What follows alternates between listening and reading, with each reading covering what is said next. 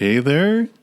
I thought I would read another story to you from my book, Dear Frickin Fear. It's a little collection of short stories. And this one is a story about the choices we make every day, and it's called Choosy Choosers. I hope you enjoy. Holy cow, what a crazy day I had. It started with me oversleeping. Then, while I was rushing around, I stubbed my big toe so hard I couldn't wear my regular dress shoes, and I had to wear something more casual to work than my boss likes.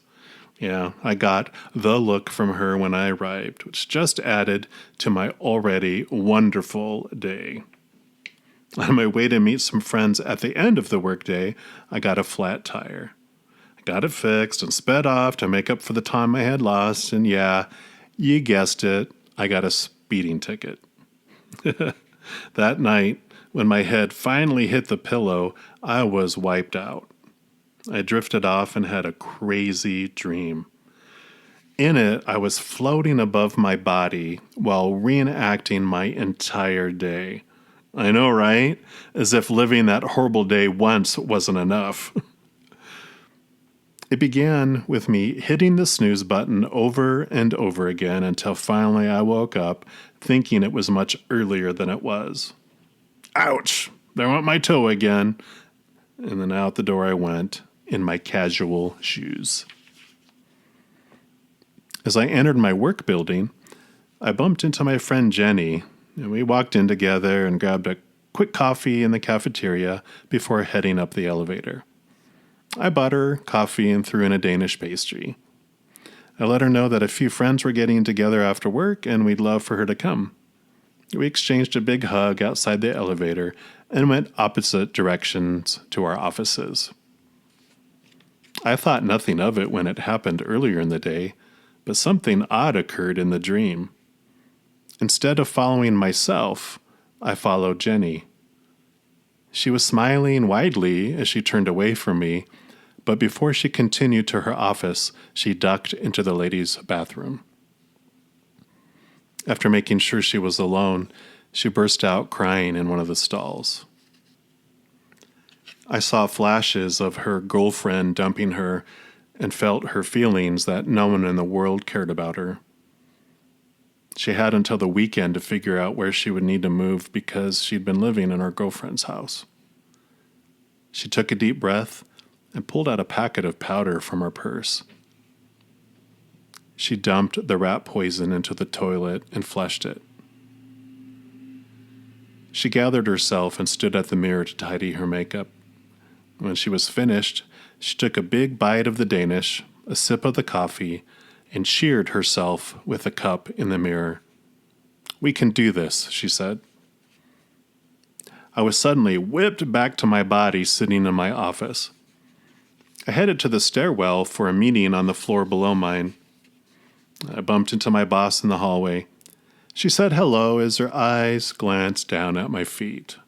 Her eyebrow raised, and that's when I got the look from her.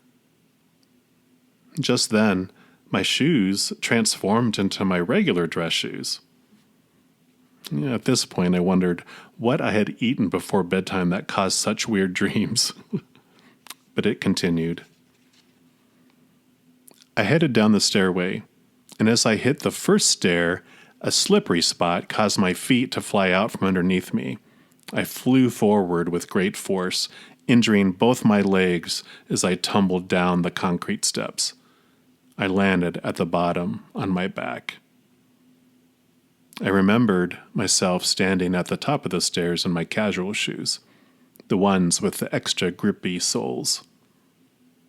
My dream self walked down the stairs with ease, stepped over my body, and continued down another flight out into the hallway to my meeting. The dream picked up speed like I was fast-forwarding through a DVR program until I reached the parking lot and saw my car had a flat tire. I remembered the feeling I had that someone somewhere had it out for me that day.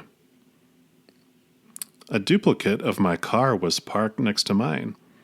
I noticed the license plate was exactly the same, and it backed out with the other me inside it. When the car took off down the parking lot, I was pulled along and flew above it as I was driving. I stopped at a red light, and when it turned green, proceeded through it just as two drag racing cars smashed into mine.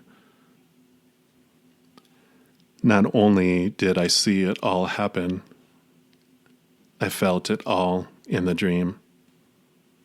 I was cold. Blood was everywhere. The ambulance arrived.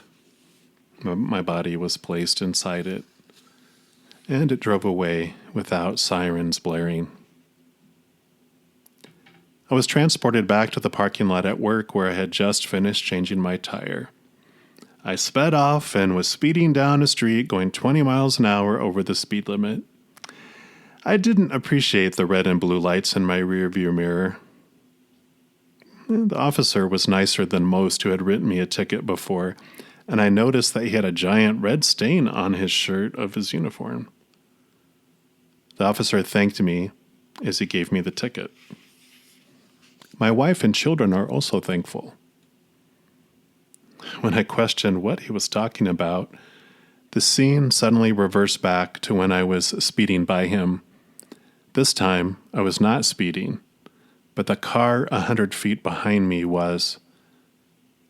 The policeman turned on those lovely lights and pulled them over like clockwork. They seemed like nice enough guys until the officer approached the driver's side window and the guy in the passenger seat lifted the newspaper off his lap to reveal a gun. One direct shot was all it took, and the pair sped off, leaving the bleeding officer lying on the pavement. Then I flew back into the future to me receiving the ticket in the window of my car. "You are most welcome," I said, with a picture in my mind of 3 young children hugging their daddy as he walked in the door that night. I arrived at the restaurant where my friends were waiting and saw Jenny. She knew a couple of my friends, and they had recognized her and asked her to sit with them.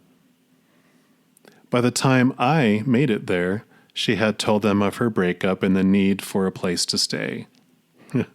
One of my friends at the table just so happened to have a roommate move out unexpectedly, so he was also in a bind.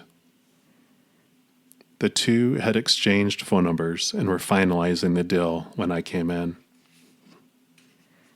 I was greeted with a big hug from Jenny and wonderful smiles and fist bumps from my buddies. In the mirror on the wall behind the table, I saw the reflection of a small group of tall, massive angels. They too were fist bumping each other and exchanging high fives. I turned and raised my glass to them.